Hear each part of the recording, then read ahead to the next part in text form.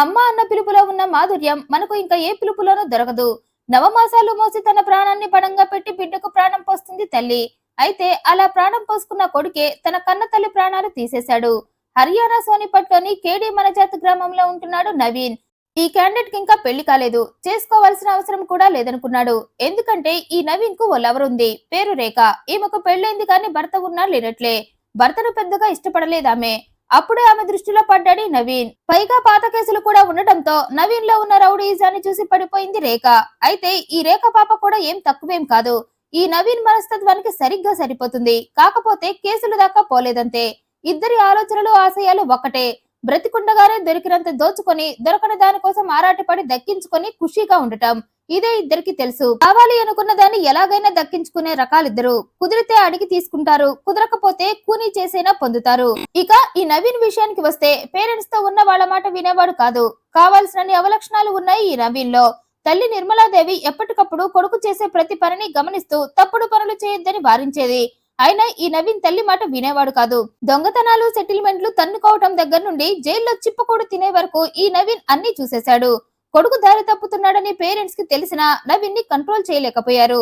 అలా వయసుతో పాటు నవీన్ దురాలోచనలు కూడా పెరిగిపోయాయి. మూతి మీదకు మీసం రాగానే పెద్ద మగాడిలా ఫీల్ అయిపోయి తన మగతనాన్ని నిరూపించుకోవటం కోసం రేఖతో ఎఫ్ఐఆర్ పెట్టుకున్నాడు. ఆ విషయం రేఖ భర్తకు కూడా తెలుసు, కానీ ఏం మాట్లాడడు. ఇద్దరు కలిసి అతన్ని మాట్లాడకుండా చేసేశారు.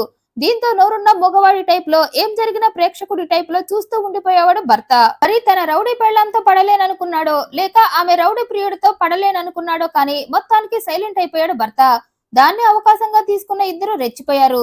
తమ ఇష్టానుసారం తిరగటం మొదలు పెట్టారు. దీంతో ఆ విషయం గురించి ఊరంతా కోడై కూసింది. కొన్నాళ్ళకి ఆ విషయం కాస్త నవీన్ తల్లి నిర్మలమ్మకు తెలిసిపోయింది. దీంతో ఆమె, నువ్వు చేసే పాడు పనులకి ఇప్పటికే చాలా సార్లు జైలుకి వెళ్ళొచ్చావు, కొన్ని కేసులు పెండింగ్ లో కూడా ఉన్నాయి, అవి చాలా ఉన్నట్లు ఇప్పుడు పెళ్లైన రేఖతో ఎఫ్ఐఆర్ పెట్టుకుంటావా అని తిట్టింది. మీ ఇద్దరు అలా కలిసి ఉండటం తనకి ఇష్టం లేదంది. ఇది తప్పంది. కానీ నవీన్ మాత్రం తల్లి మాట వినకుండా రేఖా డార్లింగ్ నే నా గుండెకాయ అంటూ ఆమె జపమే చేస్తూ ఆమెతోనే ఉంటానన్నాడు. తనన్నదే చేసి చూపించాడు కూడా. తల్లి కళ్ల ముందే ప్రియురాలతో తిరుగుతూ ఎన్నోసార్లు ఆమెకు కనిపించాడు.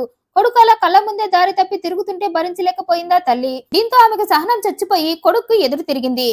నువ్వు తప్పుదారిలో నడుస్తున్నావని కొడుకు చేసిన తప్పులను ఎత్తి చూపింది. పైగా కొడుకు రేఖతో తిరగకుండా నవీన్ ని కంట్రోల్ చేయటం మొదలుపెట్టింది. దీంతో ఈ ప్రేమికులు ఇద్దరు దాన్ని భరించలేకపోయారు. ముఖ్యంగా రేఖ ఆ విషయాన్ని అస్సలు భరించలేకపోయింది.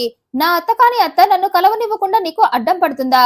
ఆమెను ఏమార్చుతూ ఇలా నన్ను ఎన్నాళ్ళని దొంగచాటుగా కలుస్తావంది. అందుకే మీ అమ్మను ఏదో ఒకటి చేసి అవసరమైతే చంపేసైనా సీన్ లో నుండి లేపేయమంది. ఆ పాయింట్ నవీన్ కి కూడా బాగా నచ్చింది. సరిగ్గా నేను కూడా అదే అనుకుంటున్నా. నా ఆలోచనలు నీ ఆలోచనలు సేమ్, అందుకే మనిద్దరం ప్రేమికులమయ్యామంటూ ఇద్దరూ కలిసి నిర్మల చీటి చింపేసే ప్లాన్ వేశారు. ఏప్రిల్ 7న తమ ప్లాన్ వర్కౌట్ చేయాలనుకున్నారు ఇద్దరు. రేఖే దగ్గరుండి నిర్మలను ఎలా చంపాలో డైరెక్షన్స్ ఇచ్చింది. ఆల్రెడీ నేను నేర చరిత్ర ఉన్నవాడినే, నాకు సలహాలు ఇవ్వాల్సిన అవసరం లేదంటూ నవీన్ ఏప్రిల్ 7న తల్లి దగ్గరకు వెళ్లాడు. రేఖ విషయంలో నీ నిర్ణయం మార్చుకోవా అన్నాడు. నేను చచ్చినా మార్చుకోనందామే. అయితే చావంటూ వెనకాల దాచుకున్న కత్తిని బయటికి తీసి ఆమె కడుపులో పొడిచాడు.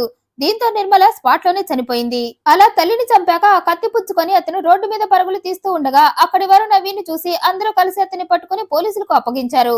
అప్పటికే నిర్మల చనిపోయిందని తెలుసుకున్న పోలీసులు, మీ అమ్మను నువ్వే చంపేశావు కదా అని అడిగేసరికి అవునన్నాడు నవీన్. తన కామ ప్రేమకు తన తల్లి అడ్డంగా ఉందని, అందుకే నేను నా ప్రియురాలు రేఖ ఇద్దరం కలిసే నా తల్లి చావుకి ప్లాన్ చేశామన్నాడు. ఆ ప్రాసెస్ లోనే నేను ఆమెను పొడి చేశానన్నాడు. దీంతో పోలీసులు ఈ హత్యలో రేఖ పాత్ర కూడా ఉందని నవీన్ తో పాటు రేఖను కూడా అరెస్ట్ చేశారు. ఈ వీడియోపై మీ అభిప్రాయాన్ని కమెంట్ రూపంలో తెలియజేయండి. మరింత ఇంట్రెస్టింగ్ అండ్ జెన్యూన్ ఇన్ఫర్మేషన్ కోసం ఈ వీడియోను లైక్ చేయండి, షేర్ చేయండి, మా ఛానల్ సబ్స్క్రైబ్ చేయండి. Thanks for watching.